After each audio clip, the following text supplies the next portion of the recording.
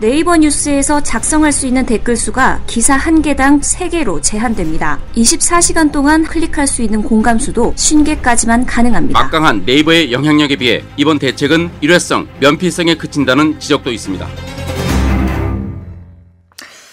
예, 드루킹 댓글 조작 사건. 이제 그 화살은 포털 사이트 네이버로 향하고 있습니다.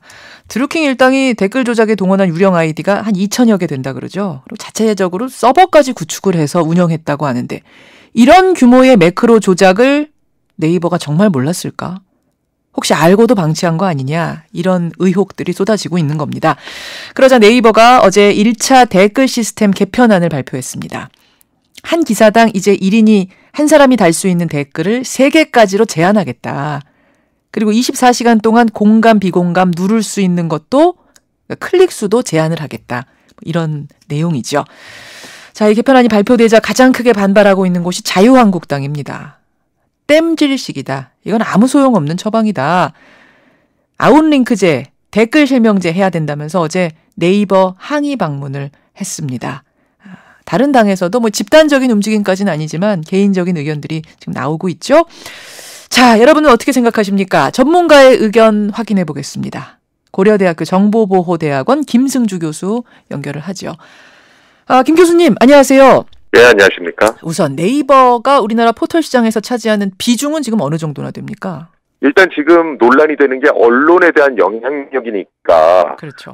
얼마나 많은 사람이 네이버를 통해서 뉴스 기사를 접하는가, 이걸 때 한 67.6% 정도가 네이버를 통해서 기사들을 접한다라고 통계가 나와 있습니다. 67.6%가 네이버 통해서 뉴스 본다.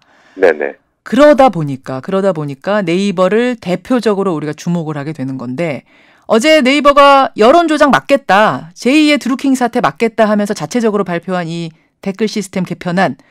네. 교수님은 뭐 A부터 F까지 점수 있다면 몇 점 정도나 주시겠어요?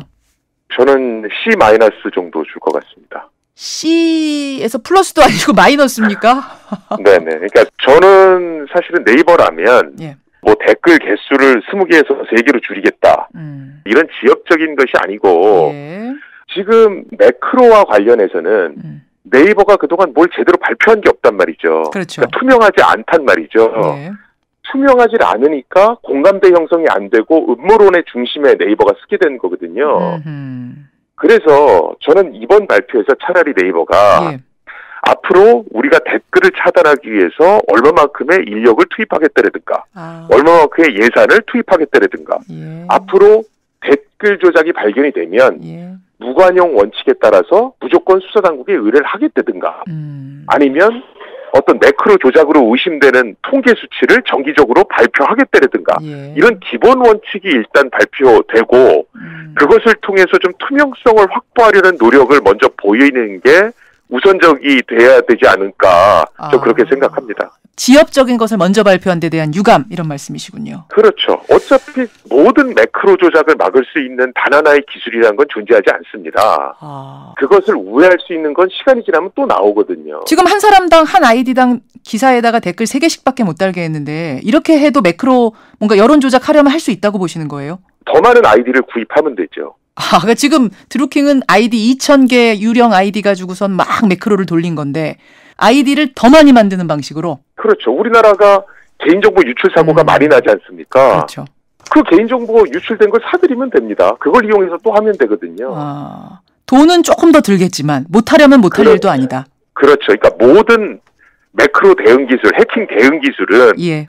그것을 좀 더 복잡하게 하고 어렵게 하고 돈이 많이 들게 하는 거지 예. 원천적으로 막는 건 불가능하거든요. 그렇군요. 기술이란 거는 계속 뛰는 놈 위에 나는 놈 있고 뭐 이런 식이니까. 그렇죠. 근데 정치권에서는 이제 그 부분보다 다른 부분에 대한 지적을 합니다. 정치권에서 대안으로 얘기되고 있는 이번에 꼭 들어갔었어야 된다고 주장하고 있는 것 첫 번째는 자유한국당 박성중 의원의 법안으로 나오기도 했던 건데 아웃링크제. 그러니까 네. 뉴스 기사를 딱 눌렀을 때 해당 언론사의 홈페이지로 이동해서 보게 하는 방식. 그러니까 댓글 포털에 머물면서 거기다 댓글 쓰는 거 말고 CBS면 CBS, MBC면 MBC로 가가지고 보게 하고 댓글도 거기서 쓰게 하는 방식으로 하자. 어떻게 생각하세요? 저는 지금 정치권에서 여러 가지 얘기를 하는데 뭐 실명제도 얘기하고 뭐 여러 가지 얘기를 하는데 예. 정치권에서 어떤 안을 내놨을 때 좀 고민을 하고 내놨으면 좋겠거든요. 고민의 흔적이 안 보이세요? 저는 아웃링크제를 통해서 예. 댓글이 개선됐다라는 연구 결과나 사례를 본 적이 없거든요. 예를 들면 예. 지금 아웃링크 방식을 채택하고 있는 게 페이스북이죠. 페이스북. 그래서 페이스북 같은 경우에는 기사 링크를 담벼락에 올리면 예. 실제 그걸 클릭하면 해당 언론사로 갔다가 다시 페이스북으로 돌아오는 구조를 갖고 있습니다. 그렇죠. 아웃링크 방식이죠. 예. 자, 그럼 제가 제 페이스북 담벼락에 예. 어떤 기사를 걸었습니다. 예. 그러면 그 기사를 보고 사람들이 해당 언론사 가서 댓글을 다냔 말이죠. 안 그렇거든요. 제 페이스북에 댓글을 달거든요. 다시 돌아온다. 아웃링크 했다가 다시 인링크 안으로 들어온다. 그렇죠. 왜 그러냐면 예. 댓글이라는 것 자체가 예. 사람들이 많이 보는데 노출시키고 싶은 그런 욕구가 있거든요. 맞아요. 예. 그러면 사람들이 많이 있는 네이버나 페이스북 가서 댓글을 달지 예. 해당 언론사 가서 달겠냐는 거죠. 또 해당 언론사로 갈 경우에 댓글을 달려고 그러면 또 사용자 인증하라고 그러거든요. 예. 그거 귀찮아서 안 할 확률이 훨씬 높단 말이에요. 근데 왜 아웃링크를 주장하냐고요. 자, 그래서 나오는 얘기가 뭐냐면 그럼 아예 포털의 댓글란을 폐지해버리자. 아예 포털에서는 댓글 못 달게 해버리자라는 주장도 나와요. 이건 어떻게 보세요? 그건 교통사고가 많이 나니까 자동차를 없애자는 얘기하고 똑같거든요. 교통사고 날지 모르니까 자동차 쓰지 말아라. 그렇죠. 굉장히 극단적인 방식이고 그런 방식을 인터넷에 자꾸 접목하려고 그러면 안 되죠. 인터넷이라는 데는 예. 자발적으로 사람들이 모여서 여러 가지 공감대를 형성하는 가운데 예. 문화를 만들어가는 공간이거든요. 예. 그런데 거기다 그런 극단적인 접근 방식을 채택한다고 그러면 인터넷의 기본 정신하고도 전 맞지 않다라고 봅니다. 이건 지금 정치란에 한해서는 댓글 폐지하자 이런 주장을 한 적이 있는데 교수님 보시기엔 그건 상당히 극단적인 방법, 불가능한 방법이라고 보시는 거군요. 그렇죠. 바람직하지 않은 방법이라고 보는 겁니다. 댓글 실명제 하자는 법안에 대해서는 어떻게 보세요? 일단 실명제라는 건 예전부터도 논란이 많이 됐었죠. 예. 그렇죠. 그리고 어떻게 실명제를 한다고 치더라도 예. 어떻게 실명제를 할 거냐는 겁니다. 예를 들어 휴대폰을 이용해서 신원 확인을 하겠다. 그럼 예를 들어 대포폰을 왕창 사서 그 실명제를 우회하는 방법을 어떻게 막을 거냐는 거죠. 또 공인인증서를 통해서 실명 확인을 하겠다. 예? 지금 공인인증서 때문에 여러 가지 문제가 많이 생겨서 이거 폐지하겠다는 얘기 나왔잖아요. 나오죠. 근데 실명제 때문에 공인인증서를 다시 부활시킬 거냐는 거죠. 그러니까 실명제를 한다라면 뭐로 실명제를 할 거냐는 겁니다. 예. 그 수단에 대한 문제. 또 그것도 우회해서 이거 마음 먹고 조작하려면 얼마든지 할 수도 있다는 말씀. 그렇죠. 그리고 사실 2012년에 이 실명제 같은 경우에는 위헌 판결이 나지 않았어요? 맞습니다. 주민번호를 수집해서 그걸 장기간 보관할 수 없게 돼 있습니다. 예. 그런 상황이기 때문에 댓글 실명제도 또 어려운 얘기다. 그러면 교수님이 생각하시는 대안 개선책은 역시 아까 말씀하신 포털이 적극적으로 감시하고 지금보다 훨씬 적극적으로 모니터해야 된다 이런 말씀. 일단 포털은 기본적으로 기술 개발도 하고 인력도 투입해서 적극적으로 모니터링을 해야 되고요. 예. 예를 들어 매크로를 열심히 탐지해서 댓글 조작 같은 게 발견이 되면 몇 건이 발견됐는지 또 그걸 수사 의뢰해서 결과는 어떻게 나왔는지 이런 정보들을 투명하게 공개를 해야 된다고 저는 생각을 하거든요. 거기서 잠깐. 아까 매크로를 막을 수 있는 기술적인 방법이란 건 불가능하다고 하셨잖아요. 100% 잡을 수 있는 기술적인 방법은 없다라고 그랬죠. 그러면 매크로를 감지는 할 수 있습니까? 기술적으로. 그건 가능합니까?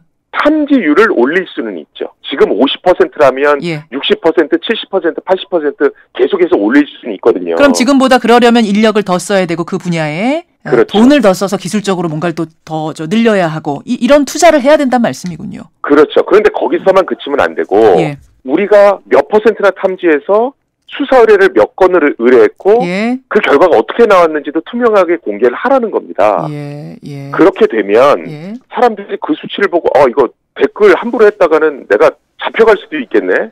이게 그렇게 단순한 어떤 재미삼아서 할 수 있는 게 아니네. 이런 생각이 들 거잖아요. 알겠습니다. 그러면 스스로 억제하려고 들 거라는 거죠. 근데 이제 이런 반론도 나올 수는 있어요. 지금 교수님 말씀하시는 방법이 상당히 이상적인 방법이지만 지금 당장 그게 어렵다면 좀 해볼 수 있는 것부터 해보자. 그래서 아웃링크제를 한다든지 댓글 실명제를 한다든지 조금이라도 복잡하게 만들면 여론 조작하기 복잡하게 만들면 그 방법이 될 수 있지 않겠느냐. 어떻게 생각하세요? 저는 물론 그런 의견이 나올 수 있다라고 봐요. 예. 그런데 제가 묻는 건 아웃링크제가 효과적이었다라는 어떤 근거가 있어야 그걸 하자고 그러잖아요. 그러니까 지금 그게 조사된 게 없어요. 저는 아웃링크가 어떤 효과를 줬다라는 걸 페이퍼 논문이라든가 이런 걸 전 본 적이 없고요. 댓글 실명제도 마찬가지입니까? 실명제는 실제로 그 실명제를 어떻게 그 수단을 확보할 거냐가 예전부터 논의됐잖아요. 거기부터 막힌다. 그렇죠. 어떤 방법으로 실명제를 집행할 거냐는 거죠. 알겠습니다. 예, 고려대학교 김승주 교수와 지금 말씀 나누고 있는데, 그나저나 교수님, 네이버뿐만 아니라 우리나라의 포털 사이트들의 책임감 문제가 강하게 제기가 되고 있어요.